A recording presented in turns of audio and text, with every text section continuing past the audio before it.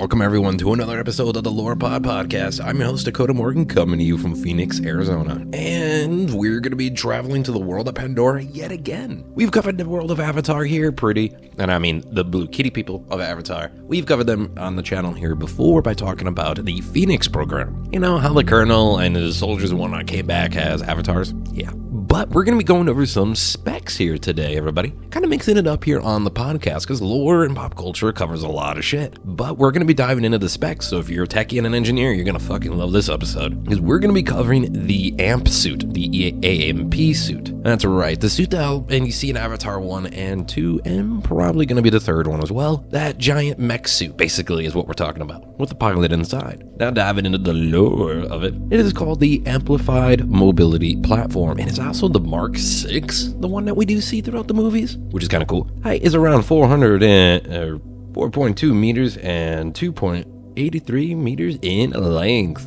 Now, before it went to the world of Pandora, though, in the jungles and used for warfare, and some semi-construction shit that we see, it was used on the Mars and Moon colonies. Yeah, that's right, there's a Mars and Moon colonies. You can imagine it's going well for those at the moment. Before they were being used on Pandora. Made by the RDA, the Resources Development Administration, the big baddies as we know. Now you're wondering here, how the hell did they get all those suits? Were they shipped down all the time when new people would come in and new supplies would come into Pandora from the RDA from Earth? Well, kind of. They were actually built on site on on Hell's Gate that we see in Avatar 1 in the factories over there as well. And I'm probably going to take a guess that they're also being built in Avatar 2, The Way of Water. But in that one, we do see the more slimmed down, kind of like easy to maneuver poles jumpsuit thing. Besides the point. They're made from minerals, like the main chassis and all that were made from minerals found on Pandora, but for the complicated electronics that are going to be in there, they actually had to wait for Earth shipments for those. Now it did have some impact-resistant glass as well. There's some tempered glass and help avoid, sharp things and animals going through, but as we saw, it didn't seem like it was temper-resistant too much in the movies. It did have a sealed breathing system in there, allowing a pilot to be able to go in and, not wear a gas mask, and a heads-up display as well, with multiple different views for heat signs, for aka infrared, X-ray, all sorts of things. Now, it did have an ability, though, where if the driver did die and the suit was still operable, an AI system inside, or even a pilot maybe back at Hell's Gate, or any of the other bases, would actually pilot the suit back to base, even with the pilot dead inside. Which is wild. I remember something similar in Fallout, but those suits did not work, and they were just walking skeletons you had to murder, and I think the New Vegas Big Mountain. Wild. But they did this in order to make sure they don't lose profit, because, the RDA, they're all about profit.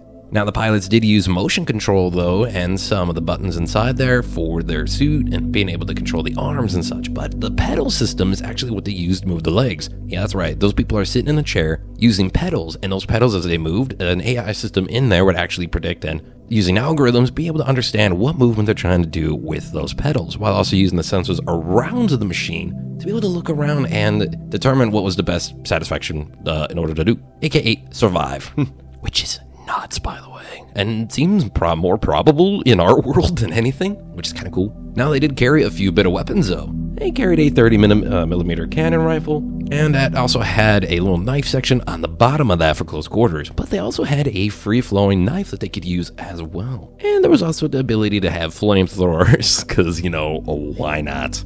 Now, that is a little bit of the AMP suit here from the Avatar world. If you enjoyed the episode here on the Lorepod and you learned a little bit of something, be sure to subscribe for new episodes every week. And if you use reviews and much more, I've been your host, Dakota Morgan. I'm on Twitch at CodaRex97, Instagram at Dakota_Morgan97, and at Dakota Morgan3 on X. Thanks, everybody, and as always, stay creative.